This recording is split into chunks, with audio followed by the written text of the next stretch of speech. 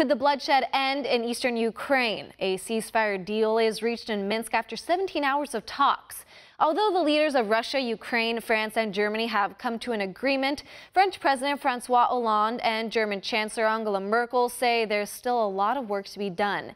Ukraine has seen unrest in the region ever since residents overthrew President Viktor Yanukovych a year ago after he abandoned a European trade agreement. Eastern Ukraine, which is made up of mostly ethnic Russians, disagreed with the new government and wanted to separate from the region. Now it has become a situation where both sides are fighting to keep their territory. This new peace deal didn't come easy, as the top nations had differing opinions. Ukraine's President Petro Poroshenko threatened martial law to tighten security in the entire country if a ceasefire wasn't agreed upon. The U.S. had already been openly talking about sending weapons to the Ukrainian army. And France says the countries needed to continue to try for diplomacy first, or else it would result in war. Germany said that sending weapons to Ukraine will not help, but only hurt the situation. Merkel calls the peace deal a glimmer of hope. We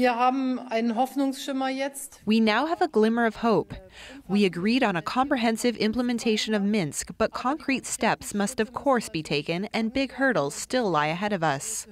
Now let's take a look at the Minsk agreement. It begins this Sunday, February 15th, and they have agreed to withdraw all heavy weapons and artillery. And they have agreed to amnesty for prisoners and the release of hostages. And they also have agreed to withdrawal of all foreign militias. And originally, the rebels wanted full autonomy and full independence for their region. And their region consists of Luhansk down to Donetsk and even farther down to Mariupol. And that blue and green area is the rebel-held region. And this region is primarily made up of ethnic Russians. 75% of that area is ethnic Russians, and they've had to flee to neighboring countries to get out of the war there. And many of them have had to flee over to Russia to get out of the area. And this is not the first ceasefire deal. Many Eastern Ukrainians are not very optimistic about the ceasefire deal, and they are skeptical. If the leaders guarantee that the changes that are stated in the agreement ensure that Ukraine changes under pressure of Donbass, we cannot help but give Ukraine this chance. I'm from Gorlovka.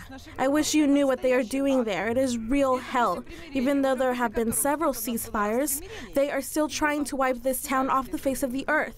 I simply cannot believe Poroshenko. He is simply not the kind of person you can trust. We will see whether there will be a ceasefire or not. Unfortunately, history shows, and you will have seen it with your own eyes, the kind of ceasefire that we have already had.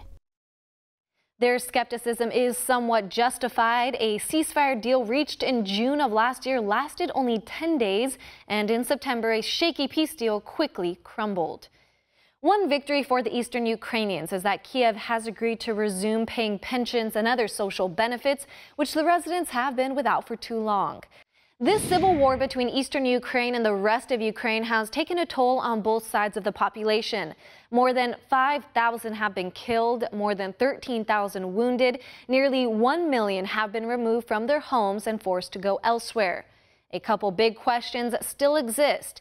Will Ukraine join NATO and the European Union? Moscow has threatened Kiev if they were to do so. Plus, further integration with Europe may be difficult right now because of the unrest and poor economic situation in Ukraine. And will the ceasefire hold? Time will tell. We'd love to hear what your thoughts are. Leave us a comment on our contact page at OANN. For One America News, I'm Tara Molsbaugh.